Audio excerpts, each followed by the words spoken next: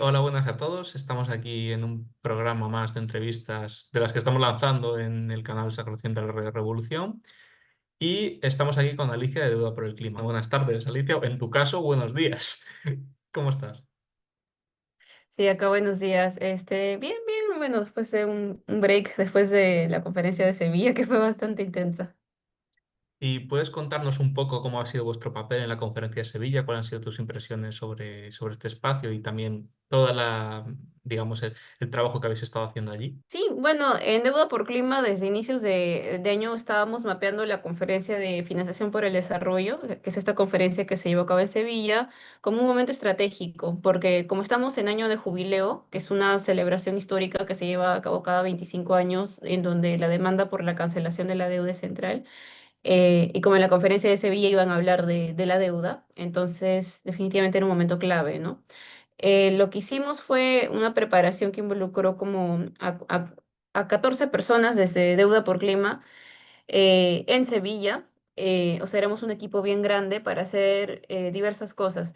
Por un lado, teníamos un equipo que estaba dentro de la conferencia, yo estaba en ese equipo, adentro de la conferencia de Sevilla, para hacer, bueno, abogacía, para llevar nuestras demandas tanto a otras organizaciones y también aprovechar que en estos espacios hay representantes de estados, desde presidentes, ministras, ministros y bueno, en general, varios representantes de los estados para llevarles las dos demandas principales que teníamos, que son rechazar los canjes de deuda, porque estos no resuelven la crisis de deuda y legitiman deudas ilegítimas, y dos, promover las auditorías de deuda, porque muchas veces en Deuda por Clima hemos dicho, o sea, nuestra demanda principal es la anulación incondicional de las deudas ilegítimas del sur global. Pero ¿cómo se logra eso? El Fondo Monetario nunca las va a anular en nuestros términos. Entonces tenemos que tomar una acción soberana desde los territorios, desde los movimientos sociales, que no dependa del Fondo Monetario ni de países acreedores del norte global. Entonces, por eso queremos llevar esta demanda de las auditorías ciudadanas de la deuda. Y pues eso es lo que, esa ha sido nuestra labor dentro de la conferencia, digamos, difundir este mensaje y también ser esa voz incómoda para los grupos de poder que estaban presentes, porque en Sevilla, eh, tú sabes que hay este modelo multiactor en la ONU en donde ponen Estado, sector privado, sociedad civil. Y lo que pasó en Sevilla, bueno, en la conferencia es que el sector privado tuvo un rol mucho más importante, mucho más presente que la sociedad civil. La sociedad civil estaba bastante limitada en su participación, tanto antes, o sea, durante las negociaciones que fueron a lo largo del año, y dentro de la conferencia, mientras que el sector privado tenía su foro específico del International Business Forum adentro de la conferencia, o sea, tenían ahí su espacio bien claro, habían un montón de CEOs de bancos, de las agencias calificadoras de riesgo ahí bastante cómodos en este espacio. Y también la idea es un poco cuestionar, ¿no? Esas dinámicas de poder que hay. Así que también, por ejemplo, ahí adentro de la conferencia, no sé, en eventos donde estaban las agencias calificadoras de riesgo, también participábamos. Y es como, bueno, se dan cuenta que lo que ustedes están haciendo es totalmente antidemocrático, bajarle la calificación crediticia a los estados dependiendo de cómo quieran manejar sus tierras o su deuda. Se dan cuenta que ustedes están atentando contra las decisiones soberanas de los pueblos. Entonces, era un poquito incomodar eso, ¿no? Porque los discursos que ahí se daban eran totalmente neoliberales, totalmente ajenos a la realidad de los territorios. Entonces, bueno, era un poco también nuestra misión como no dejar que esos espacios se queden ahí tan impunemente hablando de estas cosas, el sector privado, ¿no? Eso era por el lado de adentro de la conferencia.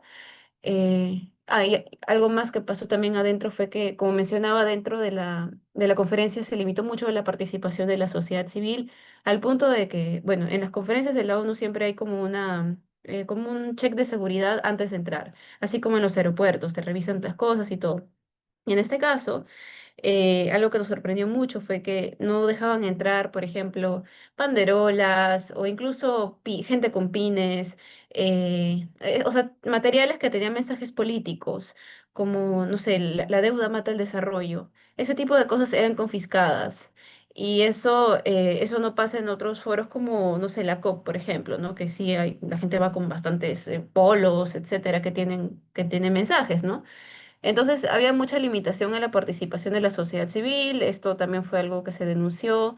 Y bueno, al final digamos, la organización allá de la conferencia dio el permiso para realizar una protesta dentro de la conferencia con todos estos mensajes que nos habían censurado, eh, casi todos. Porque incluso no podíamos mencionar, por ejemplo, no se podían mencionar nombres de países, no se podían hacer referencia a temas de paz y seguridad, increíblemente.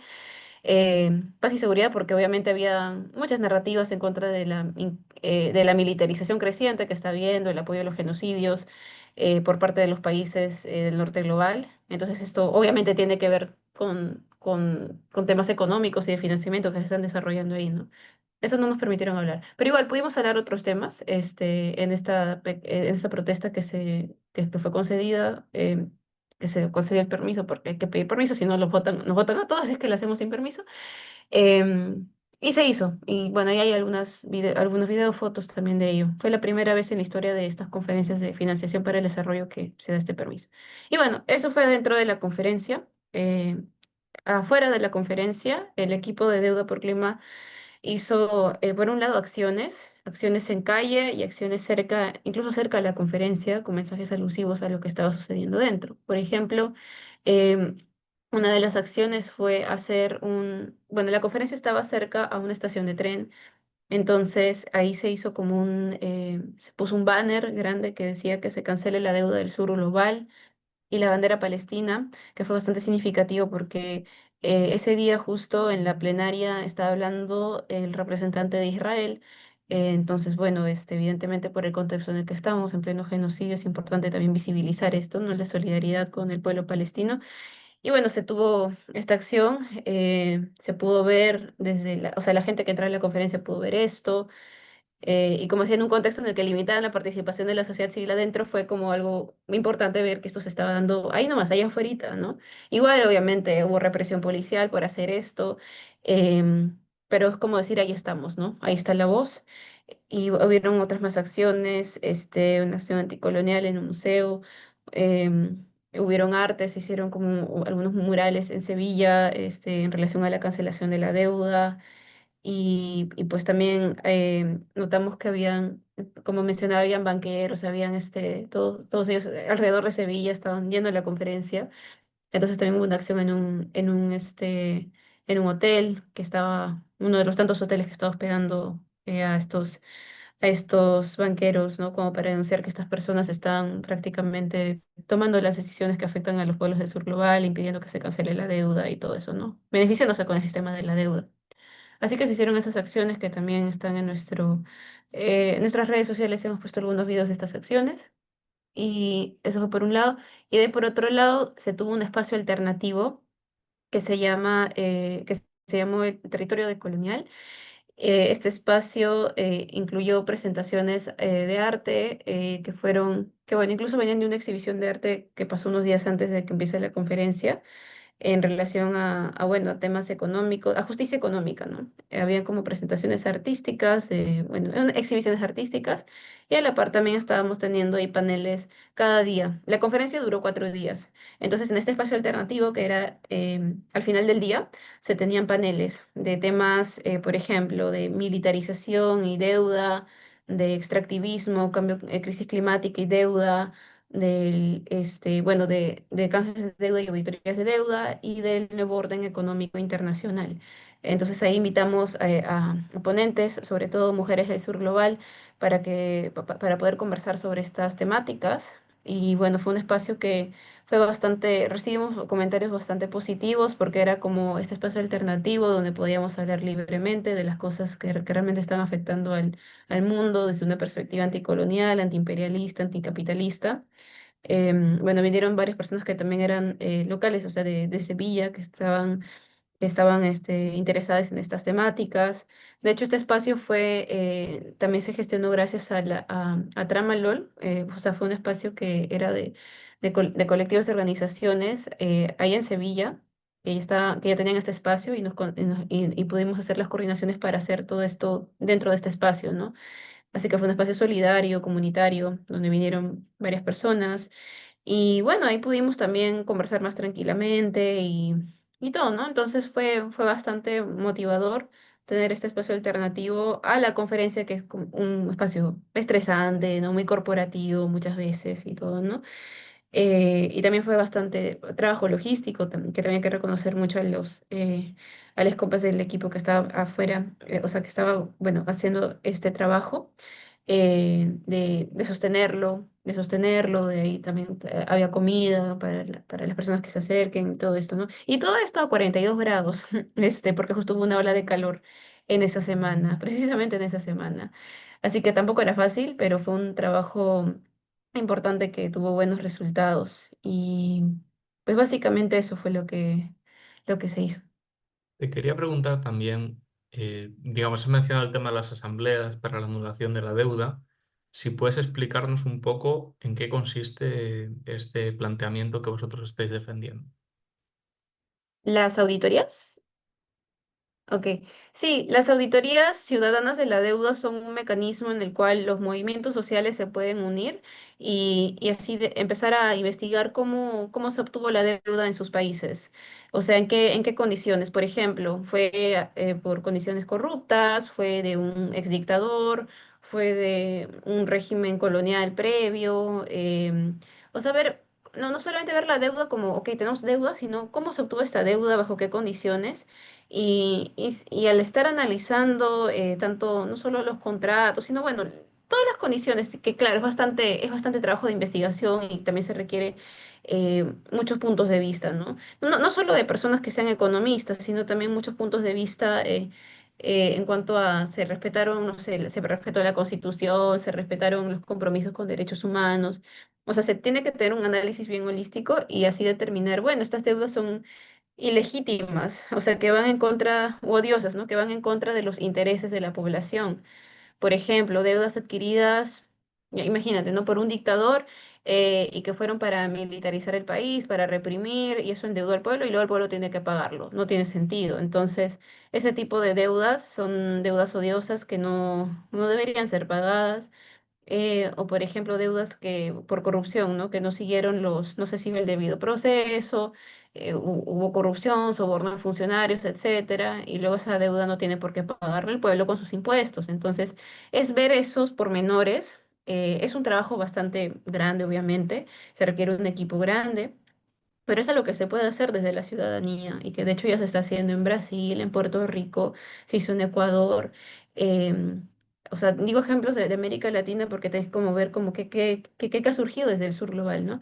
En Grecia también ha habido un proceso así. Entonces, es investigar todo esto para ahí tener la evidencia y definir, bueno, estas deudas son ilegítimas, no tenemos por qué pagarlas. Y así bueno, o sea, claro, esto le sirve sobre todo también al Estado, ¿no? Ante cortes, ante tribunales internacionales, como, bueno, esta deuda yo no tengo por qué pagarla, ¿no? Al acreedor. Y así como cambiar un poco la balanza de poder. Y el poder no está en que ellos de buenitos, de sopor o por caridad decidan cancelar la deuda y porque pobrecitos se estén endeudando mucho, cosa que igual no lo hacen, sino que o sea, no es que caridad, es que esta deuda no te la debo, esta deuda no es nuestra deuda. Entonces ahí se cambia un poco la balanza de poder, y como digo, es algo que no depende de los acreedores, de la buena voluntad. Entonces ahí, y ya teniendo toda esa evidencia, ayuda, es un sustento importante para retar este sistema de la deuda. Entonces, estas auditorías es algo pues queremos promover porque no solamente es analizar los contratos, sino también es analizar qué impacto han tenido estos préstamos en los territorios. Por ejemplo, si se tuvo un préstamo para hacer una mega represa en un territorio, en una comunidad y causó problemas ecosistémicos, entonces es también ver cómo el impacto de las transacciones financieras, o sea, qué impacto tienen en los territorios y en las comunidades. Y también y de esa manera también estas cosas, o sea, todo esto finalmente se relaciona. Lo que pasa en los contratos, en las transacciones, tiene un impacto. Las voces de las comunidades, ahí se relacionan con toda esta pelea que está habiendo a nivel de ya la macroeconomía, ¿no? Entonces, ayuda mucho a unir varios movimientos sociales. Por ejemplo, en Ecuador nos comentaban los compas de Ecuador cómo se unió el movimiento indígena, el movimiento feminista, el movimiento ecologista para hacer estas auditorías, ¿no? Para movilizarse por eso. En Ecuador, por ejemplo, cuando pasó esto en el 2008, nos comentaban que las personas en la calle hablaban de la auditoría de la deuda, o sea, era un tema que estaba en agenda política, que todo el mundo conocía. Entonces, ahorita sabemos que en varios países, es más, la deuda ni siquiera es un tema de conversación en algunos países. Por ejemplo, en Perú, en el mío, tenemos mil problemas, pero la deuda hasta ahora no es como uno evidente, evidente porque es un problema, pero no es como tan evidente como otras cosas más explícitas, pero igual sigue estando ahí y sigue siendo, y seguimos varios países del sur global pagando más por deuda que por salud, que por acción climática de lejos, por protección de la biodiversidad, entre otras cosas. Entonces es empezar a cuestionar esto y que la deuda no es simplemente algo técnico que hay que ver, que lo manejan los economistas, sino es también una trampa colonial, una herramienta donde se ejerce el poder, se mantienen estas relaciones neocoloniales, se profundiza el extractivismo con la deuda, ¿no? Con la deuda, por ejemplo, un presidente, qué sé yo, lo más progresista que sea, puede decir, no, no quiero más combustibles fósiles, no quiero extraer más combustibles fósiles, ¿no? Pero si tiene la deuda y toda la presión por pagarla, pagarla, entonces, medio que en esta trampa en el que sí tiene que seguir extrayendo combustibles fósiles o bueno, o cualquier otro tipo de extractivismo para exportar, para ganar en moneda extranjera y pagar esta deuda y así seguir pagando, ¿no? Y si se toman cualquier acción que sea, por ejemplo, antiextractivista, el caso también, otro caso en Ecuador, ¿no? El caso de esta votación del Yasuní, este referéndum que hubo para mantener el petróleo bajo suelo en el Yasuní que se hizo un referéndum, o sea, fue una decisión del pueblo, esta decisión.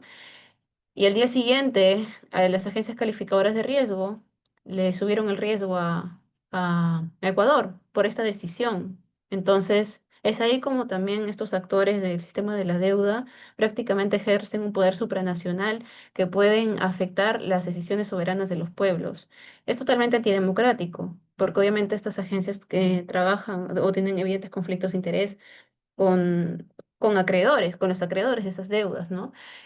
Así que, y bueno, sostienen este sistema neoliberal, extractivista, consumista. Entonces, es importante también analizar todo esto, o sea, los diferentes actores que hay y ver qué alternativas tienen los pueblos, los movimientos sociales para hacer frente a ello de una forma holística, ¿no? Y soberana, y sobre todo devolviéndole el poder al pueblo, ¿no? De que sí es posible hacerlo. Pero para ello también no es solo cuestión de que se haga en un país o en otro país, sino es importante que haya, por así decirlo, un frente unido, ¿no? Contra la deuda, porque si lo hace un país solito, puede que rápidamente también o sea, que la tenga difícil, ¿no? Sobre todo en este contexto del trampismo de que está subiendo la extrema derecha en varios países del norte global. Pero si ya más países del sur global se unen, ya es otra cosa, ya empieza a cambiar la balanza de poder y bueno, eso también es a lo que se apunta, que hay una solidaridad internacionalista para hacer por ejemplo, las auditorías de deuda. Vosotros, como Deuda por el Clima, ¿cómo está siendo, digamos, vuestra integración junto al resto de movimientos sociales? Porque vosotros sois relativamente, salvo que yo esté equivocado, sois relativamente nuevos. Habéis nacido hace un par, 2, 3 años y estáis, digamos, progresivamente entrando en el espacio. ¿Cómo ha sido esa integración con los movimientos sociales y cómo es, digamos, tratar de virar el debate social en varios países hacia precisamente el tema de la deuda y las auditorías de la deuda? ¿Cómo está siendo vuestra experiencia así? Bueno, sí, en relación a los temas específicos de deuda de justicia económica, sí hemos recibido bastante apoyo de compas, por ejemplo, del CADTM, que quienes son pioneros y pioneras en el tema de las auditorías de deuda. Entonces, mucho del conocimiento de las auditorías lo hemos obtenido gracias a conversaciones con CADTM en Aviala, en Latinoamérica, con Paz Europa. Entonces, es también esa socialización del conocimiento, porque en Deuda por Clima también es un movimiento joven y también o sea, la mayoría de personas que lo conforman somos predominantemente jóvenes, ¿no? Entonces, ha ayudado mucho ese apoyo intergeneracional y claro, por toda la experiencia que tienen. También con otros movimientos y otras organizaciones que trabajan en deuda, que hacen bastante investigación en contra de los canjes de deuda, como es Eurodat, Latindad, Afrodat.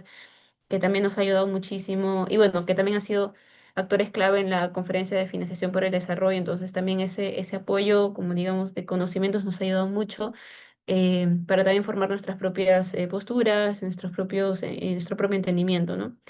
Así que, y bueno, es como todos los grupos de deuda, Debt Justice en Reino Unido, sí, o sea, como que ha sido un apoyo, o bueno, ha sido una coordinación bien bonita que se ha podido desarrollar a nivel quizás global, a modo de el entendimiento del sistema de la deuda.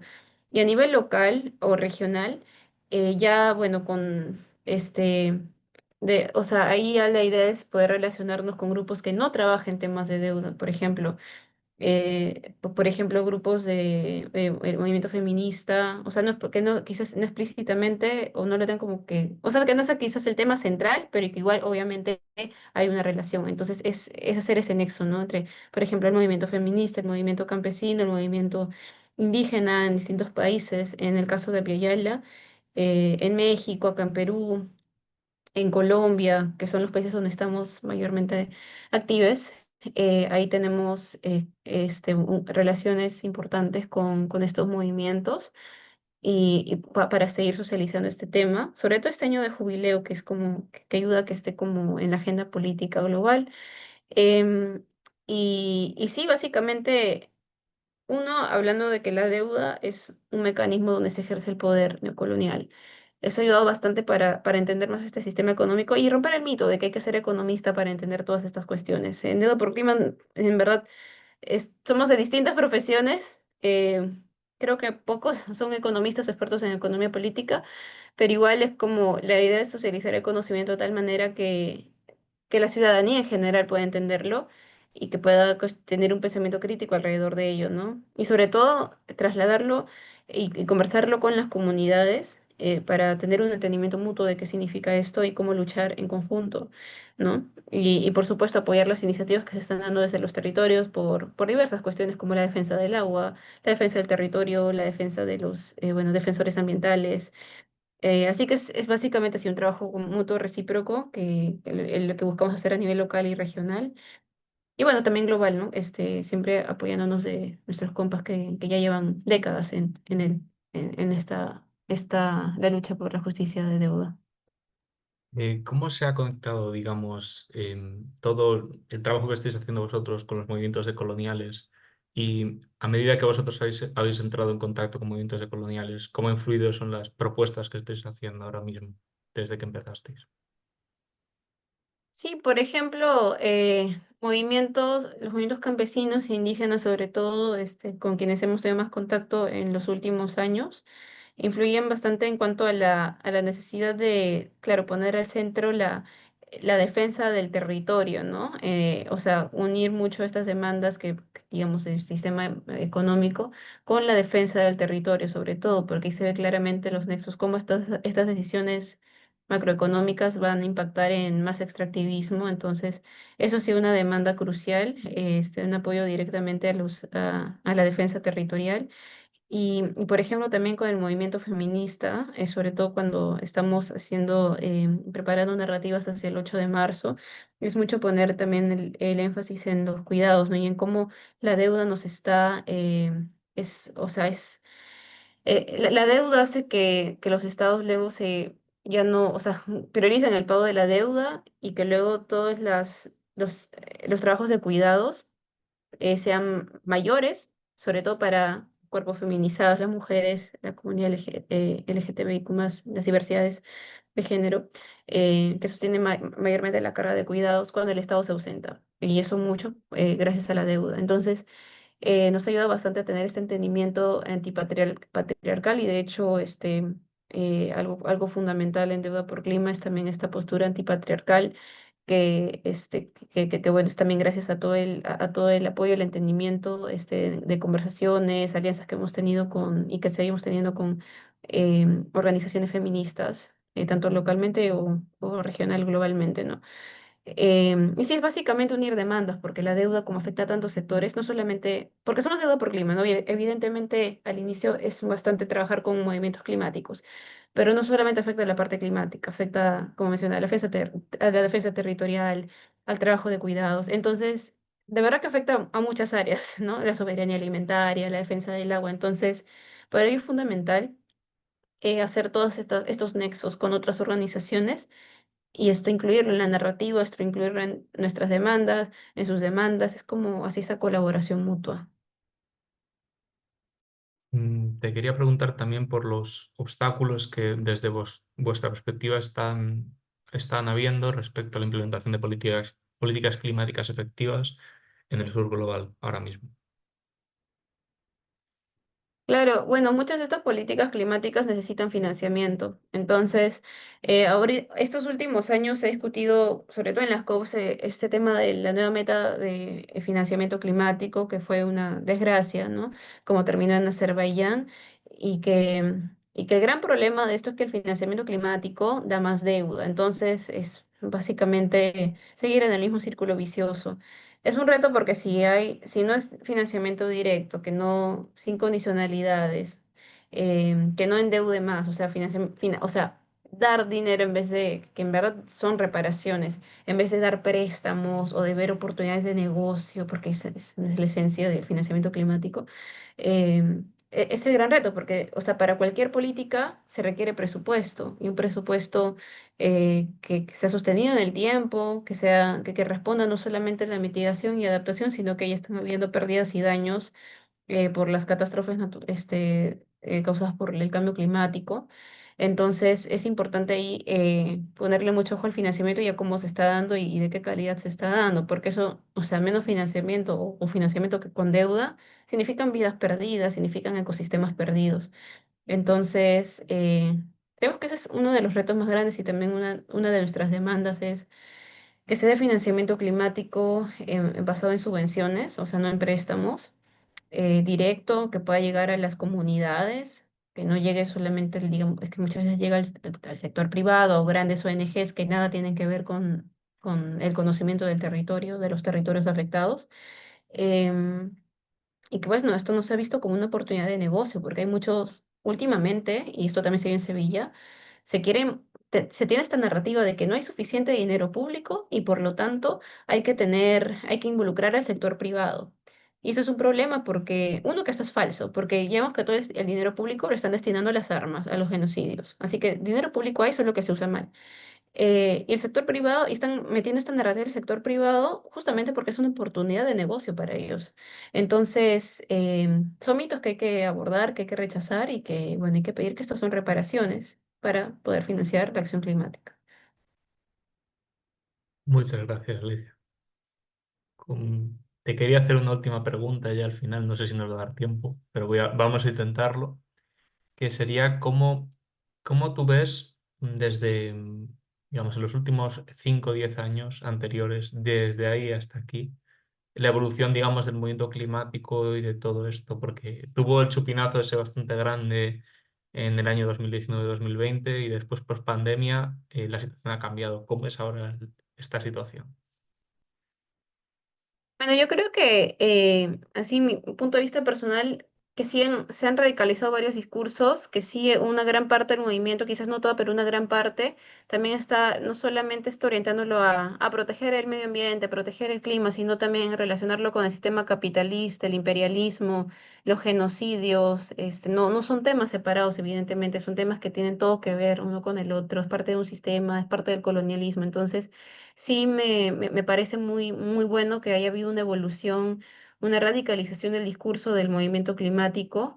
Es bueno que también referentes como Greta estén involucradas, por ejemplo, activamente en la defensa del pueblo palestino. Entonces, yo creo que tener referentes así y les ayuda mucho el movimiento climático de base bueno, para poder ejercer sus acciones y tener una lectura política más amplia, ¿no? Eso creo que es bastante importante.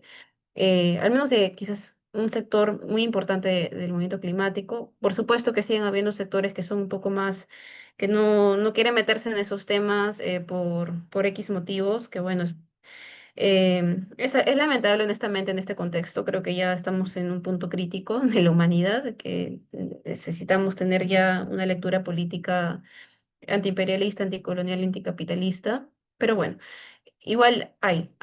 movimientos, hay personas, hay organizaciones que sí están en eso y eso también hay que celebrarlo, y hay que unirnos juntos para seguir viendo cómo luchar contra este sistema y articulando más allá del movimiento climático, no solo quedarse también en quienes trabajan en clima, sino también en defensa territorial, en soberanía alimentaria, en lucha contra las corporaciones, entre otras, sí, entre otros movimientos. Muchas gracias. Gracias a ti.